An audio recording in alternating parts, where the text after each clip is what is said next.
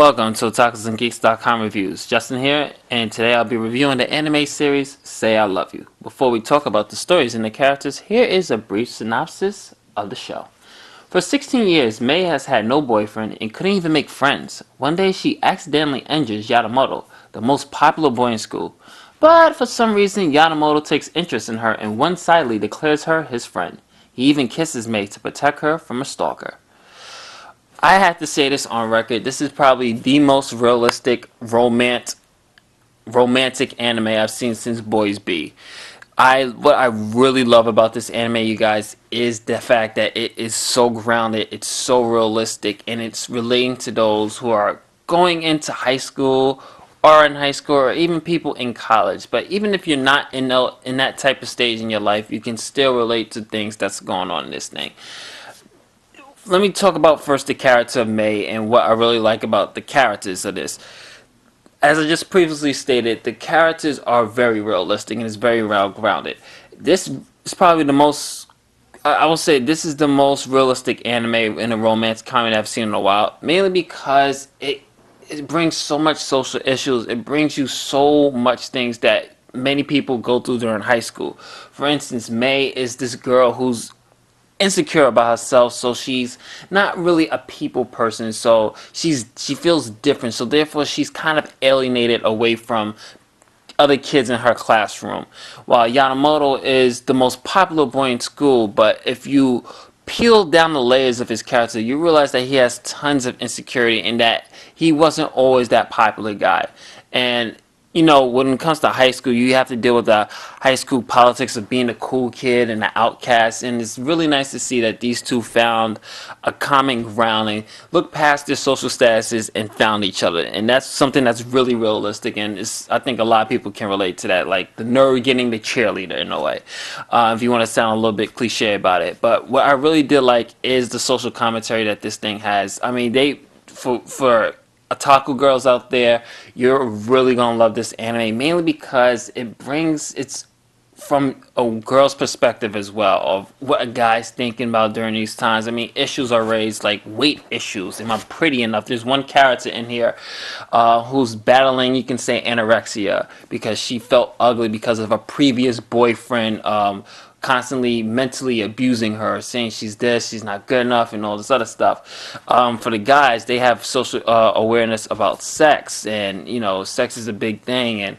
how we perceive it. So I mean, there's so much things going on in this story. Definitely, the characters are phenomenal. Yamamoto and Mei are really two good characters. Mei being I would say, more grounded out of the two, mainly because of the issues that she does, and it's just great characterization around. Even the supporting cast has so much great characterization all around of what issues they have. Like, some have to deal with insecurity about their weight, like I just said. Some have to deal with insecurity of talking or sex. So there's so much things that Say I Love You tackles in this 13 episodes, and I really truly enjoy the interaction of it. I mean, it's a nice look at high school drama romance, but it's not over the top, it's not overplayed, it's not preachy at all. It does give you its stance on certain issues about bullying and, you know, sex and anorexia and everything else like that. But it's not preachy.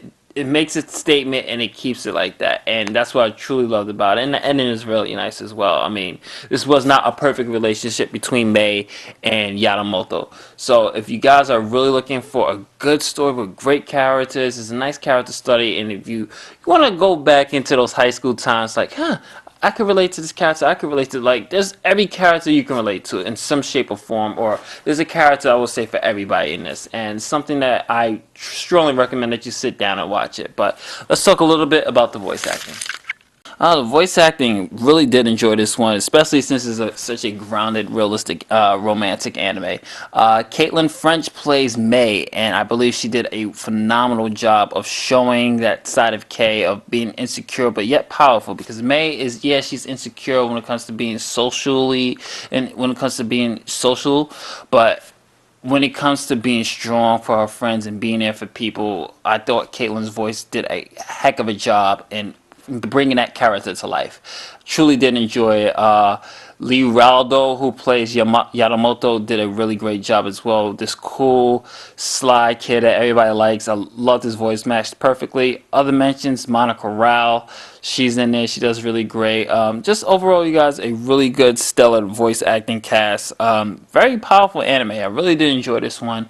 And I thought the cast did really good. Nobody's over the top or over dramatic. You know, they hit the right beats, they hit the right tones in their voices, and you're really going to enjoy this, both English and Japanese. So whatever your preference is, it's good all around. I definitely recommend it. So let's talk a little bit about the music and animation. Music and animation. You guys, I have this OST, and I will have to say that this OST is very beautiful. It does the anime justice. I believe my favorite track is, I think it's the second to the last. Yes, it's the second to the last track on the OST. If you have the OST, check it out and listen to it. That's my favorite track. For those who are going to watch the anime, I believe it's episode 4 or 5, or maybe 6. Not sure. I'm sorry for that. But it's the episode when Mei meets Yamamoto's sister. And Yamamoto's sister, her backstory is being shown, and her character is being developed of what type of character she is. And this has this nice, I believe it's the flute, or it's some type of horn and strings with a little bit of the piano, and it just captures that scene so well. And the minute I heard that track, I knew I had to go find the OST, and I managed to get the OST, and it's just a beautiful composition, from the piano to the violins that's going on. And they also have some nice opening themes as well, which I did enjoy too. So the music I really did enjoy. I still listen to the OST to this day.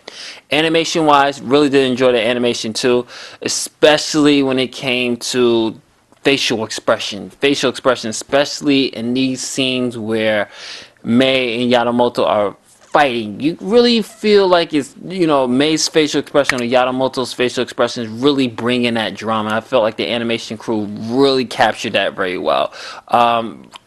Background is good. I mean, most of the settings are taking place in the school or outside Yamamoto's house, but either way, it's right off the pages of the manga. Looks brilliant. I truly did enjoy it. So gonna give you guys the final grade now. So the final grade, Say I Love You, definitely you guys is getting an A+. This is something you really gotta check out. The story's great, characterization's great. It's a very grounded romantic anime, probably more of the more realistic animes, like I said, since Boys B. It doesn't hold your hand. You know, they bring out issues that I didn't really see in the anime much, like anorexia and, you know, being insecure about women's weight. So those things are like a breath of fresh air for me. So definitely you guys have to check it out. This is Justin from otakusandgeeks.com. Say I Love You gets an A+. Later days, I'll catch you in the next review.